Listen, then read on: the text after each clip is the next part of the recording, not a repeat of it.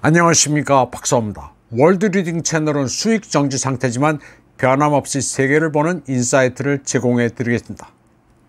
이번 방송에서는 러시아가 독일을 어떻게 바라보고 있는지를 설명해 드리겠습니다. 결론부터 말씀드리자면 러시아는 독일을 미국의 예속된 국가로 보고 있습니다. 독일 혼자서 아무것도 결정할 수 없다고 보고 있습니다. 이런 사정을 아주 명쾌하게 설명하는 칼럼을 소개해 드립니다. 발다의 토론 프로그램 디렉터 지모페이 보르다초프가 브즈글야드의 오피니언란에 기고한 칼럼입니다. 그는 독일이 유럽의 황무지가 됐다고 말합니다. 독일은 세계 경제와 무역에서 중요한 위치를 차지하고 있지만 유럽 중심부의 정치적 공백지대가 됐다고 진단했습니다.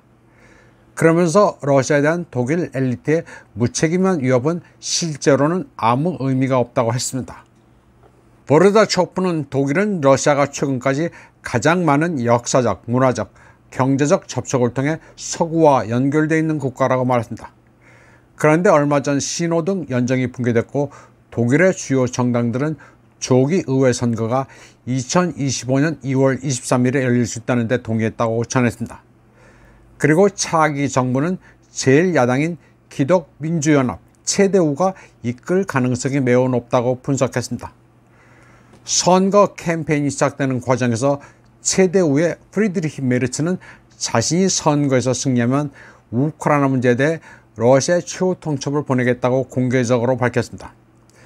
그는 이 최후 통첩이 24시간 이내에 받아들여지지 않으면 그의 정부가 키예프 정권에 러시아 영토를 공격할 순항 미사일을 제공하겠다고 약속했습니다.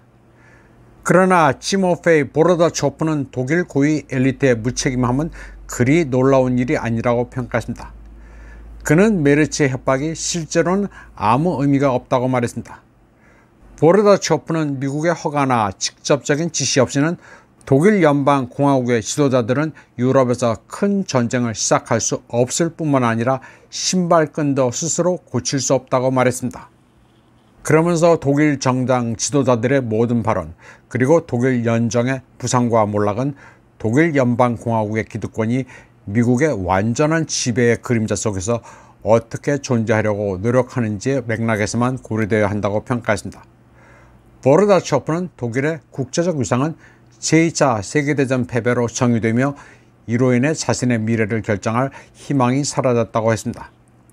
그리고 나토군이 주둔하고 있는 독일은 일본이나 한국과 마찬가지로 외국 점령군이 영토를 차지하고 있는 국가라고 말했습니다. 그는 또 소수의 예외를 제외하고 독일의 정치, 경제 엘리트들은 영국보다 미국과 훨씬 더 통합되어 있다고 했습니다. 그리고 프랑스, 이태리 같은 다른 유럽 국가도 마찬가지라고 말했습니다.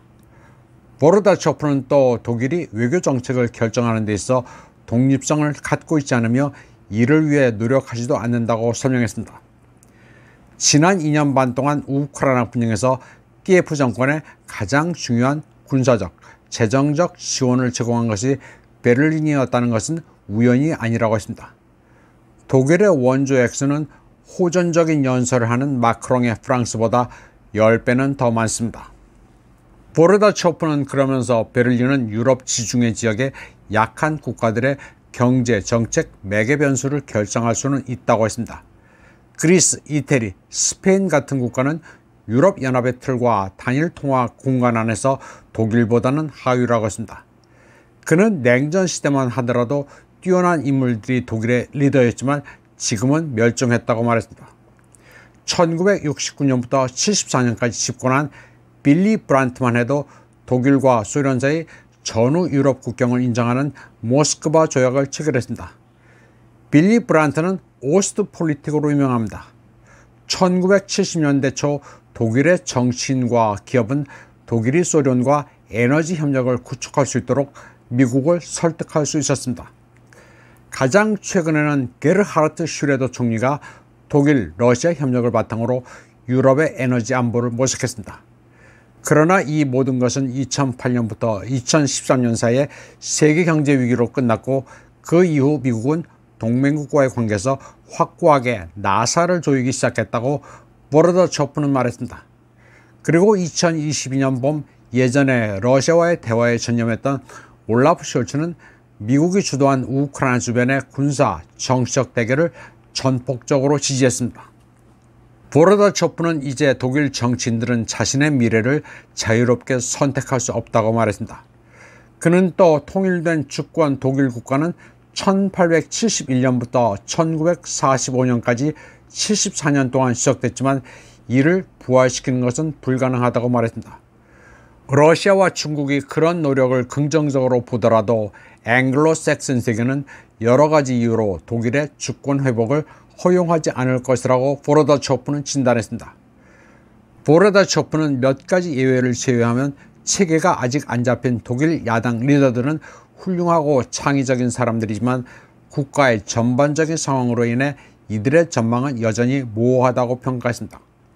그는 그래서 러시아는 독일과 국가 대 국가 간 관계 복원을 생각하기보다는 미국의 정치적 식민지로서의 독일과 일부 경제관계 복원을 기대할 수 있다고 결론지었습니다.